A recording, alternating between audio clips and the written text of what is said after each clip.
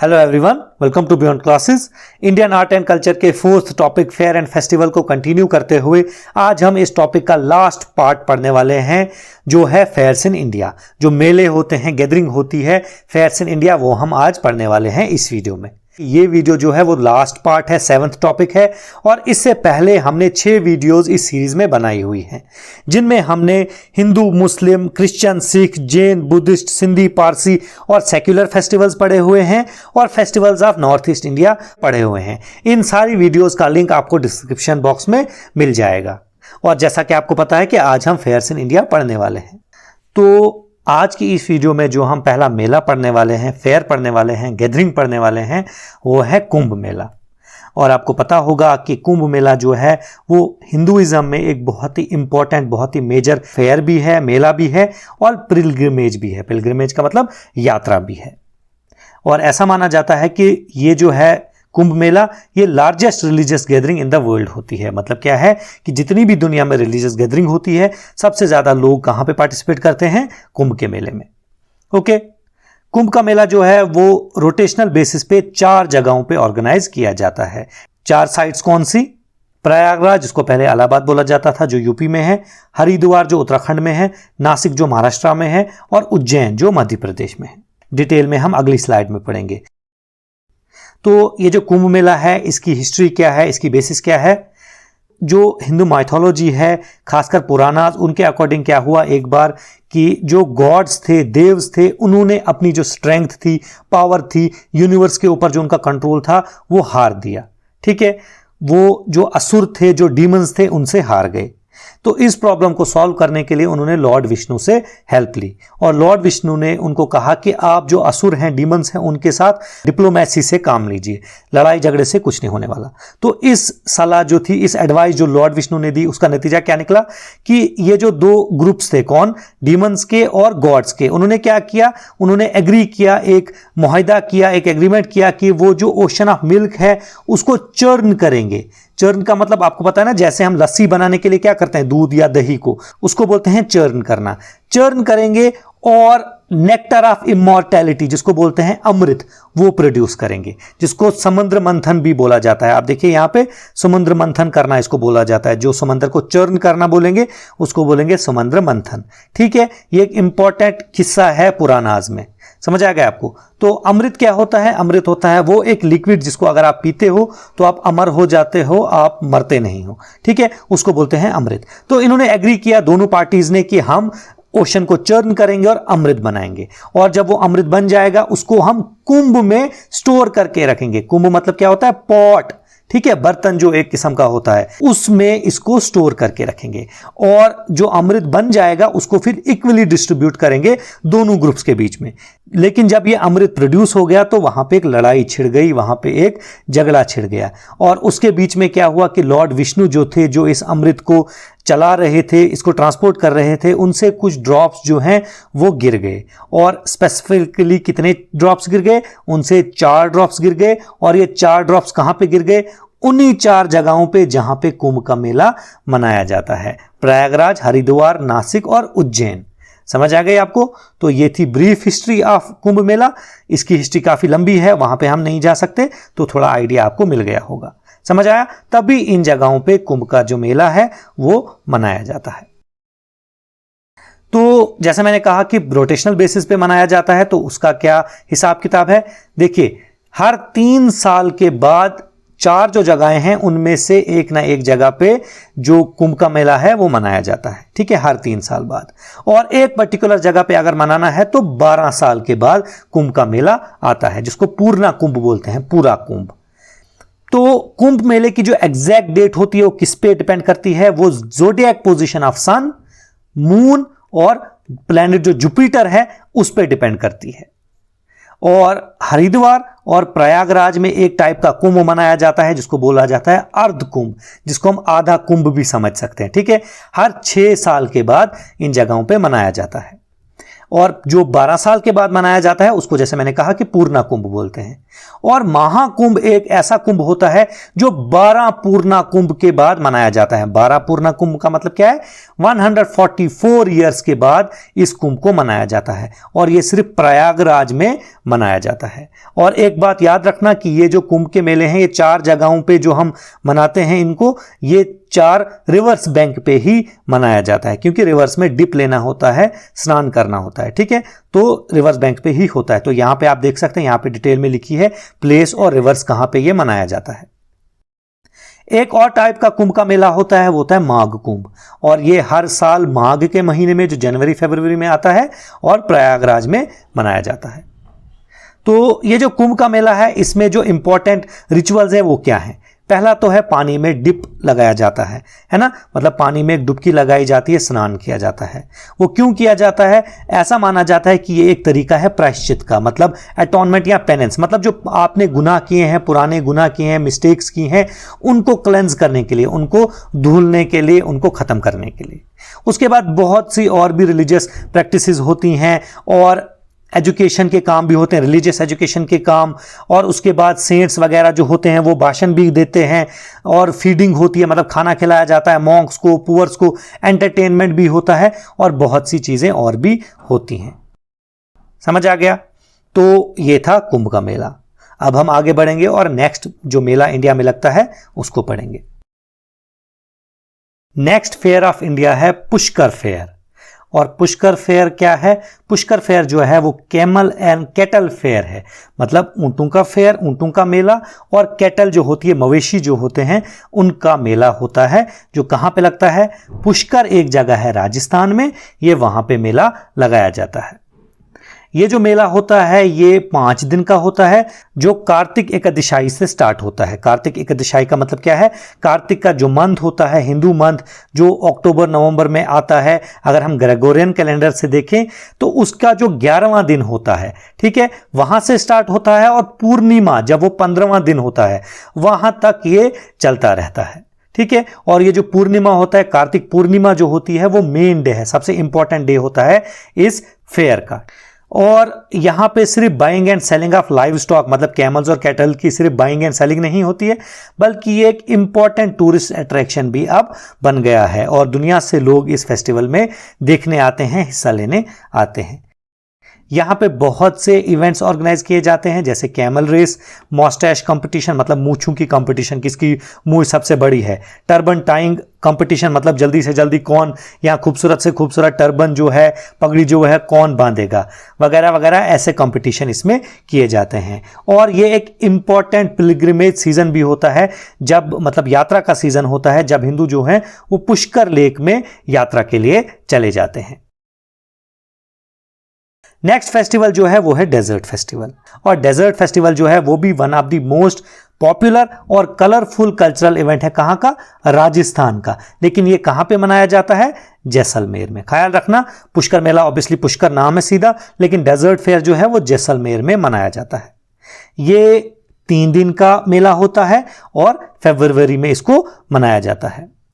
और ये फेयर किस लिए मनाया जाता है? ताकि जो राजस्थान का कल्चर है, उसकी जो सभ्यता है, उसको दिखाया जाए, वाइब्रेंट कल्चर ऑफ राजस्थान को दिखाया जाए। और इसमें भी आप बहुत से इवेंट्स जो होते हैं वो एंजॉय कर सकते हैं, जैसे पपेट्री, पपेट शो, मतलब जो कठपुतलियाँ होती हैं उनके शोज, फोक म्यूजिक, जो मतलब वहाँ का राजस्थान का जैसलमेर का लोकल फोक म्यूजिक है, डांस है, कैमल रेसेस हैं, कैमल पोलो मैचेस हैं, टग ऑफ वॉर वगैरह जो होते हैं, जगलिंग इवेंट्स, वो यहाँ पे आप एंजॉय कर सकते हो। और उसके बाद जो गेयर डांस होता है, मतलब जो एक फोक डांस है राजस्थान का, वो भी यहाँ पे अक्सर किया जाता है।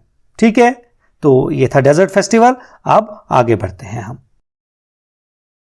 नेक्स्ट इंडिया का मेला जो हम पढ़ने वाले हैं वो है कोलायत फेयर, जिसको कपिल मुनि फेयर भी बोला जाता है। ये फेयर जो है, ये मेला जो है, वो भी राजस्थान की ही स्टेट में होता है। राजस्थान में एक जगह है बीकानेर, वहाँ पे एक लेक है कोलायत लेक। कोलायत लेक के जो किनारे हैं, बैंक्स हैं, वहाँ पे ये फेस्टिवल जो है, ये फेयर जो है, ये मनाया जाता है। और ये कब आता है? ये भी कार्तिक के महीने में ही आता है, जो ऑब्वियसली हमें पता है अभी तक कि अक्टूबर या नवंबर में आता है।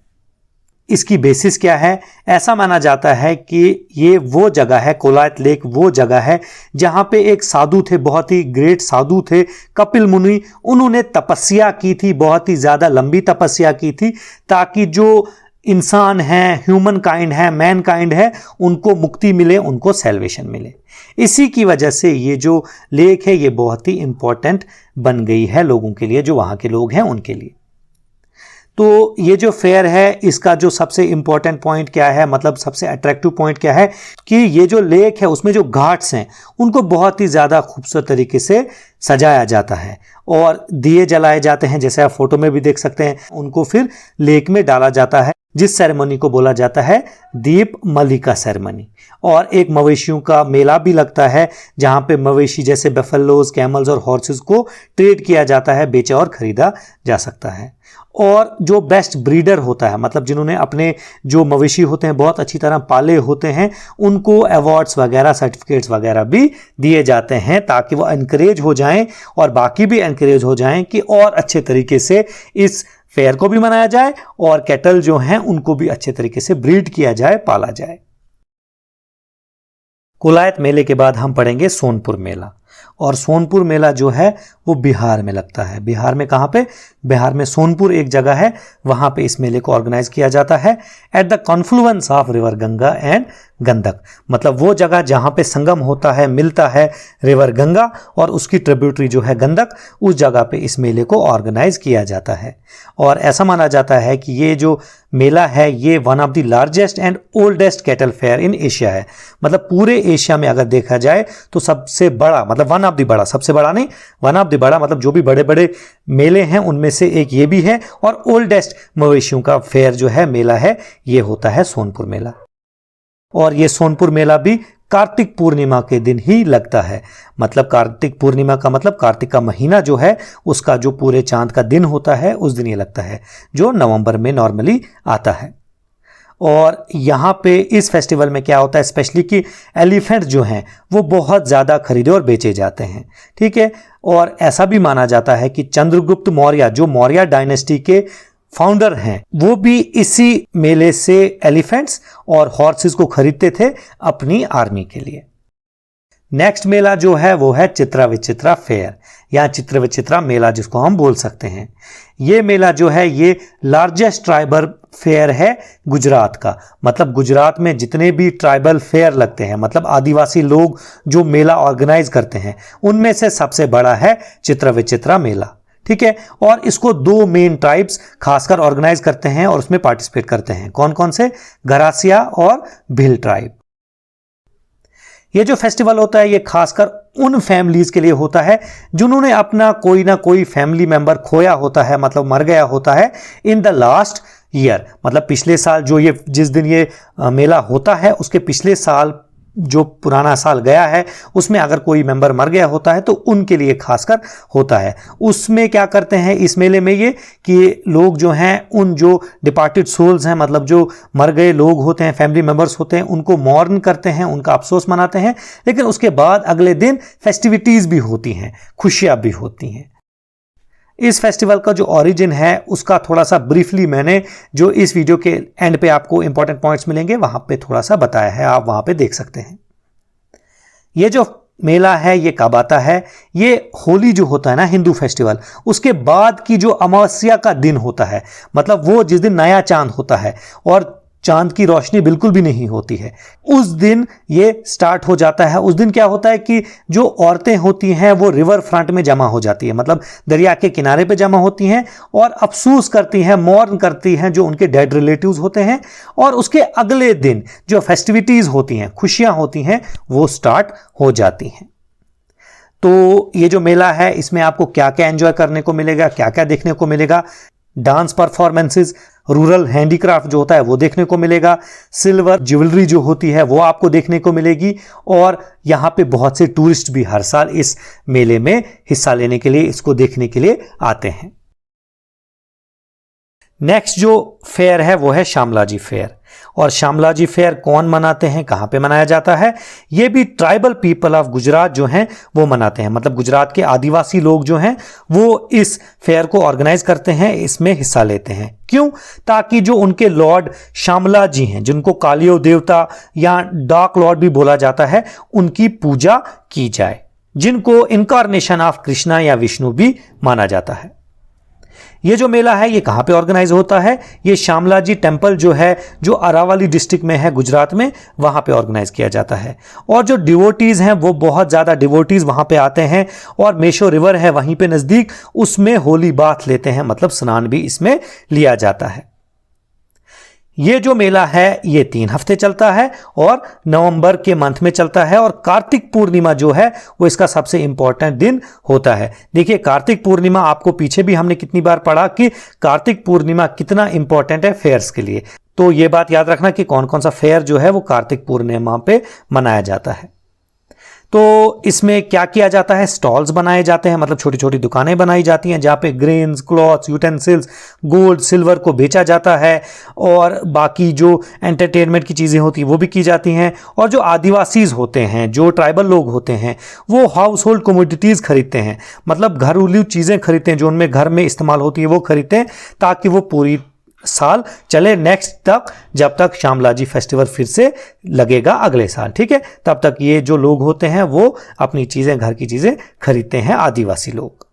क्लियर है ये भी? तो आगे बढ़ते हैं। अब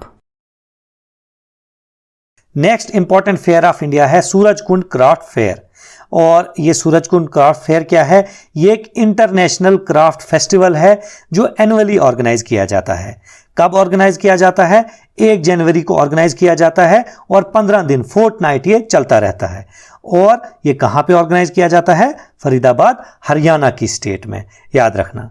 और ये जो फेस्टिवल है किस लिए ऑर्गेनाइज किया जाता है? फेयर ये किस लिए ऑर्गेनाइज किया जाता है? ताकि रीजनल और इंटरनेशनल क्राफ्ट जो है, दस्तकारी जो है और कल्चरल हेरिटेज जो है उसको शोकेस किया जाए, लोगों को उसको दिखाया जाए और अवेयर किया जाए। ये जो फेस्टिवल है, फेयर है, ये कब स्टार्ट हुआ था?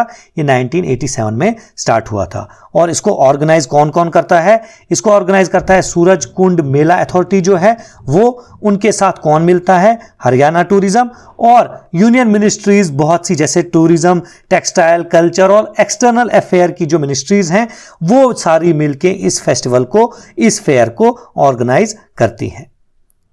और इस फेयर की मेन अट्रैक्शन क्या है कि इसमें ऑब्वियसली क्या किया जाता है?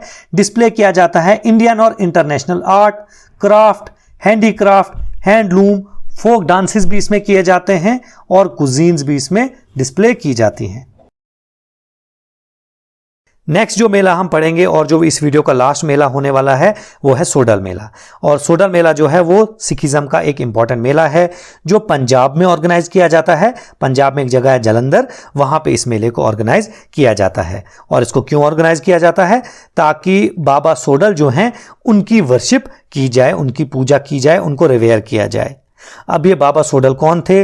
बाबा सोडल एक बच्चे थे जिनमें ऐसा माना जाता है कि कुछ जादुई और कुछ डिवाइन पावर्स थी उसमें, मतलब दिव्य शक्तियां थी उनमें, बाबा सोडल में। और इस फेस्टिवल को क्यों मनाया जाता है? इस मेले को क्यों मनाया जाता है? ऐसा माना जाता है कि एक दिन क्या हुआ ऐसा कि जो बाबा सोडल हैं उनकी माँ जो हैं वो कपड़े धोने के लिए किसी पॉन्ड पे जा रही थी। ठीक है, और उन्होंने बाबा सोडल को कहा, क्योंकि बाबा सोडल अभी बच्चे थे, उनको कहा था आप घर में बैठिए। लेकिन जब माँ पॉन्ड पे पहुंची तो उन्होंने देखा कि बाबा सोडल ने उनकी बात नहीं मानी थी और वो भी पॉन्ड पे पहुंच चुके थे। तो इस पे उनकी माँ जो थी वो गुस्सा गई, उनको गुस्सा आया और उन्होंने गुस्से में बोला कि तुम इसी पॉन्ड में डूब के मर जाओ। तो बाबा सोडल ने रिप्लाई क्या किया कि अगर आप 3 बार मुझे ऐसा ही बोलोगे तो मैं ये कर लूंगा। तो माँ ने 3 बार बोला और बाबा सोडल ने क्या किया? उन्होंने सीधा पॉन्ड में छलांग मार दी और फिर वहां से कभी बाहर निकले ही नहीं। तो कुछ लोग ऐसा मानते हैं कि वहां से वो एक सांप की शक्ल में बाहर निकले और कुछ लोग ऐसा मानते हैं वो कभी बाहर निकले ही नहीं। तो उसी दिन को मनाने के लिए और मतलब माँ की जो बात मानी गई उसको कमेमोरेट करने के लिए इस मेले को ऑर्गेनाइज किया जाता है और जालंधर में ऑर्गेनाइज किया जाता है। और किस महीने में? भादुन मंथ में इसको ऑर्गेनाइज किया जाता है जो ग्रेगोरियन कैलेंडर के हिसाब से सितंबर में आता है। और जैसे मैंने पहले ही कहा कि सिखिज्म के लिए ये एक इंपॉर्टेंट मेला होता है। तो यहाँ तक हमने इंपॉर्टेंट फेयर जो थे इंडिया में वो पढ़े, और इसी के साथ हमारी fair and festival of India की जो सीरीज है वो खत्म हो जाती है। इस स्लाइड पे अब आपको कुछ इंपॉर्टेंट पॉइंट्स मिलेंगे, इनको आप जरूर नोट डाउन कीजिए। और अगर आप चाहते हैं कि हमारे वीडियोस का कंटेंट आपको पीडीएफ फॉर्मेट में मिले तो स्क्रीन पे दिए हुए नंबर पे आप हमें व्हाट्सएप कर सकते हैं। जैसे मैंने पहले भी कहा कि 359 रुपीज़ की छोटी सी कंट्रीब्यूशन करके आज तक हमने जितनी वीडियोस बनाई हैं और जितनी एग्जाम तक बनाएंगे उनका सारा कंटेंट आपको पीडीएफ फॉर्मेट में मिल जाएगा। और इस स्लाइड पे आपको कुछ एमसीक्यूज भी मिलेंगे। इन एमसीक्यूज को सॉल्व करने की आप कोशिश कीजिए और इनके आंसर आप कमेंट बॉक्स में जरूर लिखिएगा। वीडियो को एंड करने से पहले आपसे रिक्वेस्ट है कि प्लीज इस वीडियो को लाइक कीजिए, शेयर कीजिए, चैनल को सब्सक्राइब कीजिए और बेल आइकन प्रेस किए बिना ना जाएं, क्योंकि आपसे हमारी वीडियो कोई मिस ना हो, इसलिए आपको बेल आइकन प्रेस करना जरूरी है। Best of luck, thank you very much.